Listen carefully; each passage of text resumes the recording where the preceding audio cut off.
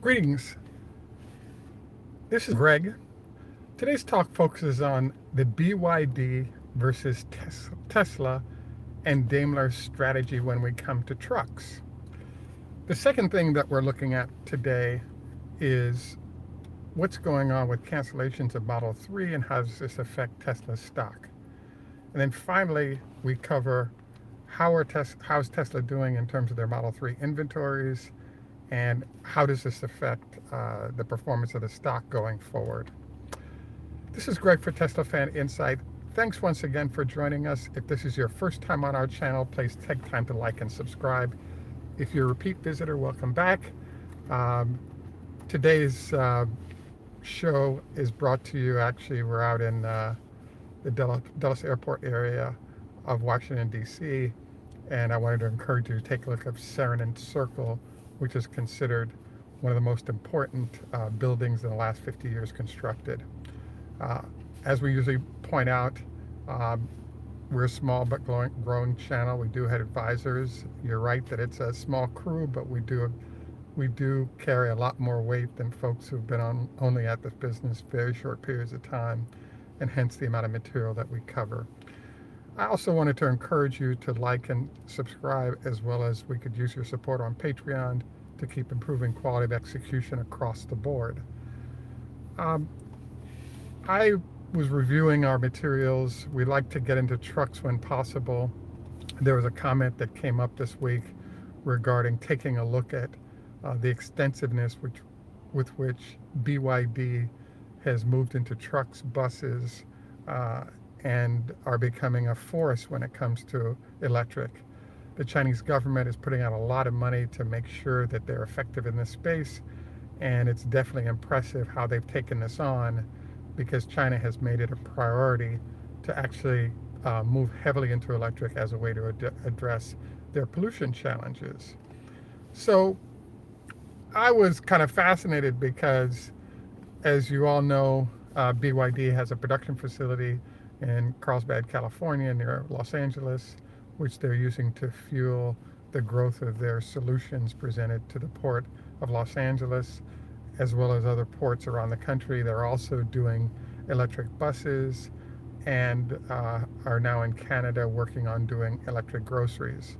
So they've done an impressive sort of expansion into the electric market, given that they trail Tesla in innovation, and in many cases they're leveraging the open patents from Tesla to get after businesses in anticipation of Tesla, which has been part of the company's strategy to grow the penetration of electric across the globe.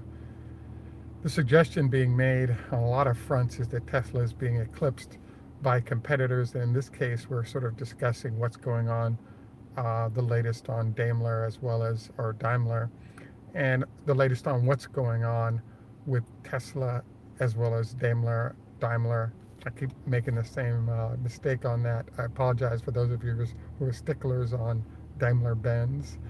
And I am fascinated by the BYD situation. So what's going on right now is that BYD is actually the highest volume producer of electric vehicles in the world. They're producing in excess of, I want to say 10, or the stories I read said they were doing 10,000 a month in sales the beginning part of this year when it came to 100-mile electric small SUVs that they were producing. And then we've already discussed what they're doing in the buses and truck arena, and they're getting after it on a big time basis. Now, there's no argument that they have a lot bigger footprint globally when it comes to trucks, buses, even garbage truck than Tesla does. The intrigue is, do they create a huge problem as Tesla enters the truck business once they stabilize on the Model 3 production, both of batteries and vehicles? And the answer to this is nope. And the reason is that it's a huge task to make the transition to electric. And we've only begun, to see products be emerging in the space. And another thing I've noticed I thought was fascinating is there's this phenomenon of very large companies using the power of their balance sheets to put a lot of product on the street, but is that product of high quality enough such that it won't have to be replaced quickly for customers? So for example, in the case of Daimler-Benz, they have 100-mile trucks that have been out there for 3 years, and the heads of their uh, truck facilities are saying these vehicles are rolling for 3 or 4 years into the marketplace, and then uh, the batteries for those vehicles are spent. So there's no secondary market for them unless a new battery is put in. It's a fairly high cost item relative to those vehicles, making them pretty much junk unless you take parts off the sides, et cetera, that you're using going forward. So congratulations to both BYD and to Daimler for being out there in the marketplace ahead of Tesla in large numbers, but I don't think it matters that much. Another thing to cover on the whole Tesla truck issue is it's been suggested that the trucks represent a huge cost drain on Tesla given that cash is already tight. This kind of makes sense, but the problem with this analysis is the fact that Tesla is getting prepays. So at this point, we estimate they have about $500 million worth of prepayments for those who wanted to be in the front and founder series of this line. So bottom line is if you're getting paid for the product before you produce it, it allows you to use that money to both get your factory completed as well as start production of those vehicles. And once those initial vehicles are produced and run and the plant is built, if you maintain that prepayment process, you can actually use customer funds to fund that business. So the whole idea of Tesla's being under pressure cash-wise relative to producing the trucks, I think that's dubious. The next issue to come up here that I think really needs to be addressed is the fact that there is a problem which is waiting for the Gigafactory to get it to large enough production runs so it can handle the, call it 500,000 Model 3s a year in addition to another 10, 20, 30,000 trucks. So the 2019 timeframe allows it to get to the back end of where the production is going to be, plus have the truck factory ready to go. I wanted to also note that we definitely appreciate any and all hellos and comments, but we typically reserve our commentary on that until the end of the show because many of our viewers have asked us to avoid doing so as a way not to interrupt the flow of our commentary. The second area that we mentioned we'd likely cover today is the fact that, there's been cancellations of something in the 23,000 arena when it comes to the Model 3. Not only have been these cancellations, but it's our estimate that at least half the people are ordering the lowest cost Model 3. So people are choosing to get to the back of the line to wait on the less expensive vehicle, which won't be available until probably mid-2019. So as a result, you probably have cancellations, but I believe you have also back of the line folks that are shifting when their vehicles are in demand. I actually think this is not a big deal because the lower the price you go, the more people need a vehicle right away rather than being able to wait for it for an extended period of time as the higher dollar customers are able to do. So yes, there are cancellations. That was confirmed several times over the last few months, but going into earnings, there's a need to try to force the stock price down. And given it's confirmed the 5,000 units a week, and now we're pushing towards 6 or even 7,000 in August, and I think the guidance would lead this way, you can extrapolate what those numbers look like in terms of revenue coming in from customers.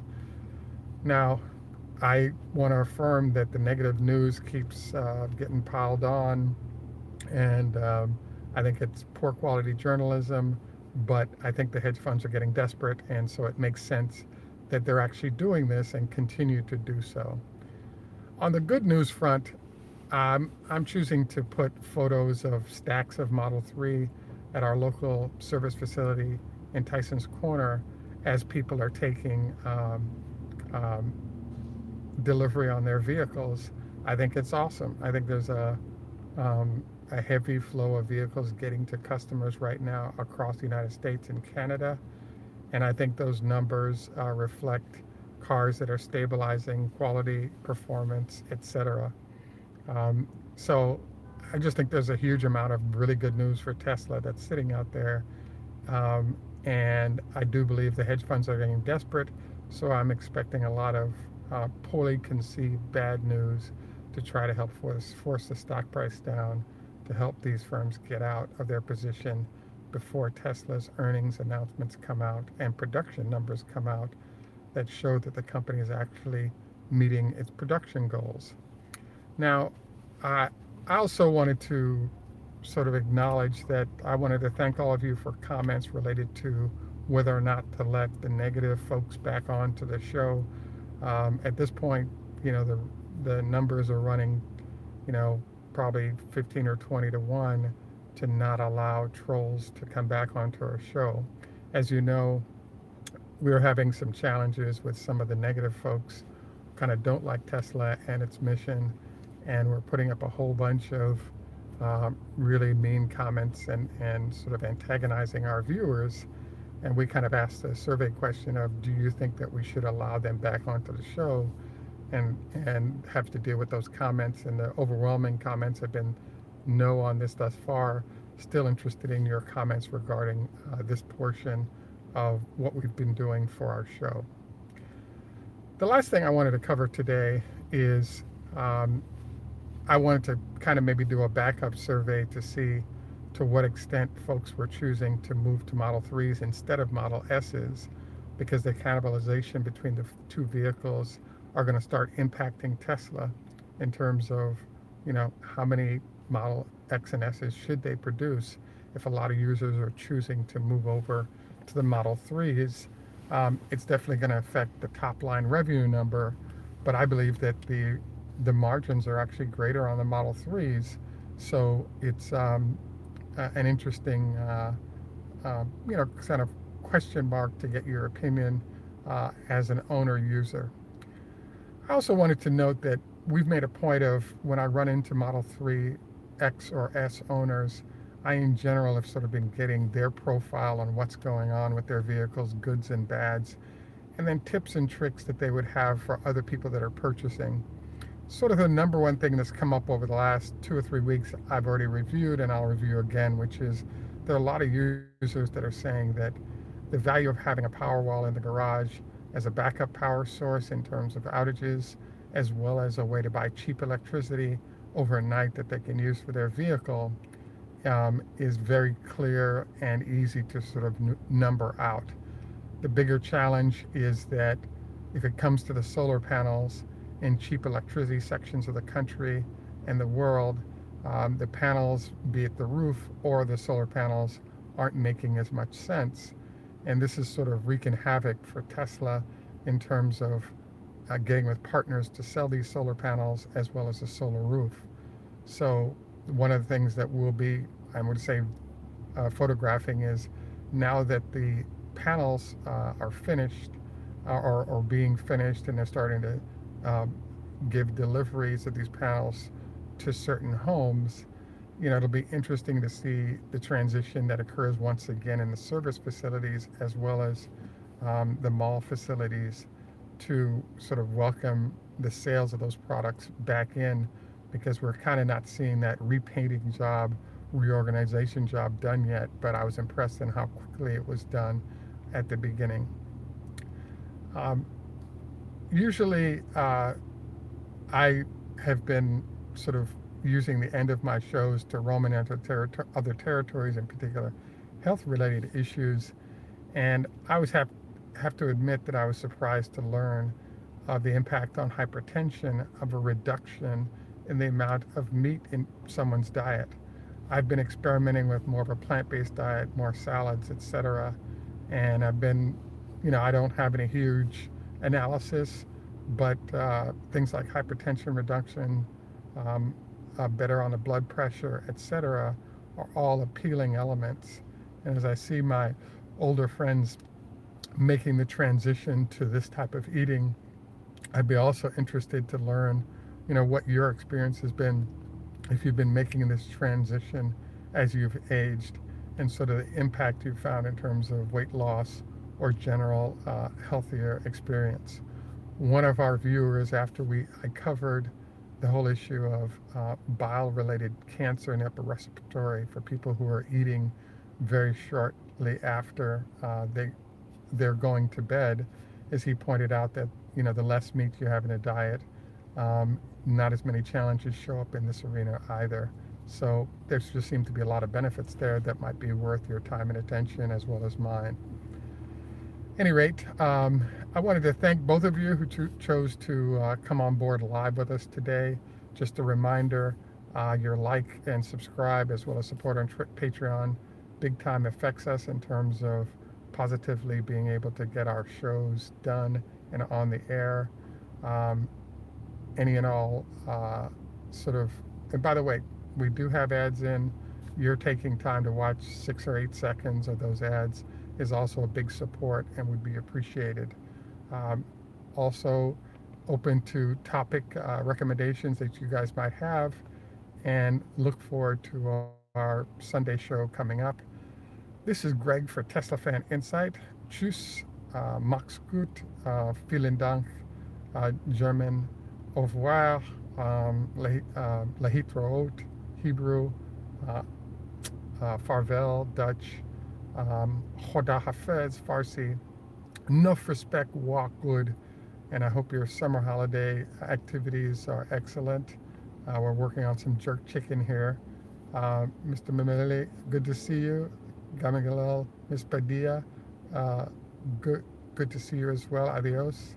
And want to thank you all for sharing some time with us. We know you have a lot of options, entertainment wise, Tesla wise, and your participation is always appreciated. And look forward to our next conversation. Have a great day, and thanks again for joining us.